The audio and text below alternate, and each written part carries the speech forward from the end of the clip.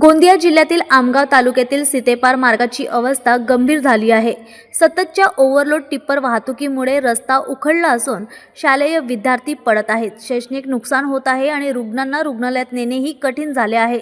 बुधवारी एका मोटरसायकल सवाराला टिप्परची धडक बसून जखमी झाल्याने संतप्त नागरिकांनी रस्त्यावर चक्काजाम आंदोलन केले।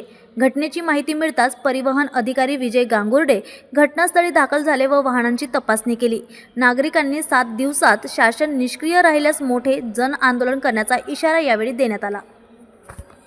आमच्या गावामध्ये भरपूर दिवसापासून खूप ओव्हरलोडिंग ट्रक चालतात, त्यामुळे गावातील प्रत्येक नागरिकाला ये जा करण्यासाठी खूप त्रास होत असतो।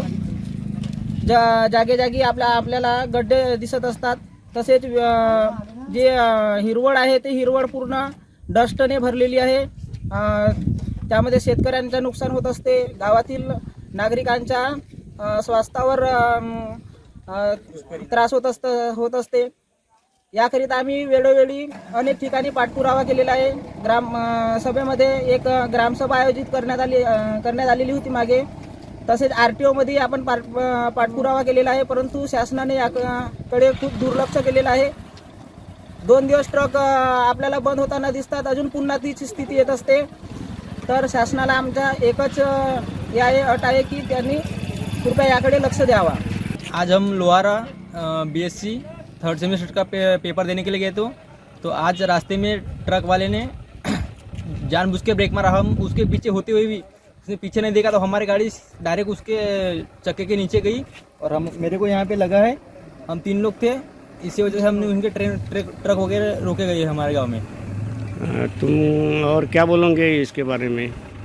ये ट्रक पूरे परमानेंट के लिए बंद होना चाहिए सर, ये वाले रोड से, क्योंकि आमगांव जाने तक के पूरी डस्ट आती है, हमारे आंखों में पूरे कपड़े खराब हो जाते हैं सर। और जगह जगह पूरे खड्डे हैं, आमगांव जाने तक की पूरी व्यवस्था खराब है और ओव्हरलोडिंग चलते ट्रक वगैरे। आमच्या गावातून जो खनिकर्म विभागाने जे ट्रक वगैरे चालत आहेत ते इलिगली चालत आहेत। हा रस्ता आपला प्रधानमंत्री ग्राम सडक योजनेच्या अंतर्गत बांधण्यात आलेला आहे। या ट्रकची लिमिट फक्त 10 टन वाहक क्षमताची आहे, पण याच्यातून 40-50 टनतून माल जात आहेत। ह्या ट्रकमुळे काय प्रॉब्लेम झाला आहे तुम्ही इथून बघू शकता की इथून जे यांची गिट्टे आहे ते गिट्टे सांडत जात असते, त्याच्यानं मुरुम सांडत जात असते। शाळेतून येणारे जाणारे जे मुलं आहेत त्यांचे अपघात होत असते, गुरंढोरं वगैरे याच्यामुळे खूप सारे अपघात झालेले आहेत। मी ह्याच्या आधी आमचे गावचे सरपंच साहेब यांच्यासोबत आम्ही एक मुख्य वाहतूक निरीक्षक केसकर साहेब यांच्यासोबत सुद्धा भेट झालेली आहे। त्याच्यानंतर आम्ही एक लेटर आपला पोलीस स्टेशनला दिलेला आहे, एक तहसीलदारला दिला आहे, खनिकर्म अधिकारीला सुद्धा दिलेला आहे। आमची मागणी एवढीच आहे की नियमानुसार इथून जे ट्रकची वाहन क्षमता आहे ती फक्त 10 टनची आहे। 10 टनच्या वर इथून कोणताही ट्रक जायला नको, कारण की ह्यांच्यामुळे आम्ही आपलं गावाचं नुकसान का बरं करायचं, आम्ही आपल्या प्राणाची आहुती का बरं द्यायचं, आमचा एवढंच मुद्दा आहे, बस क्लियर। एक जन बोलो। तुम कहाँ से जाना आना करते हो? हम क्या सीतेपार से आमगांव जाना वाना करते हैं। हाँ, अभी काय के लिए रुके हुए हैं आप? यहाँ पे बहुत सारे ट्रक है और यहाँ की रोड बहुत खराब है, जिसकी वजह से हम आना जाना नहीं कर पाते और टायर पंचर हो गया। रोड अच्छे बन जाए और ये ट्रक आना जाना बंद हो जाए।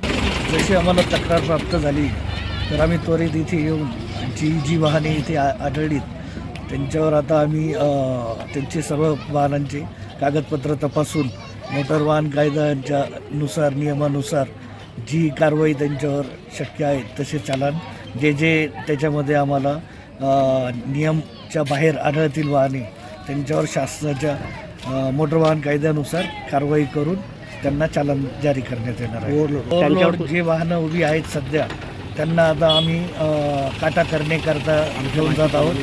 काटा करून झाला की जर त्याच्यामध्ये ते ओव्हरलोड आढळले तर त्यावर ओव्हरलोड संदर्भात जी कारवाई आहे ती करण्यात येईल।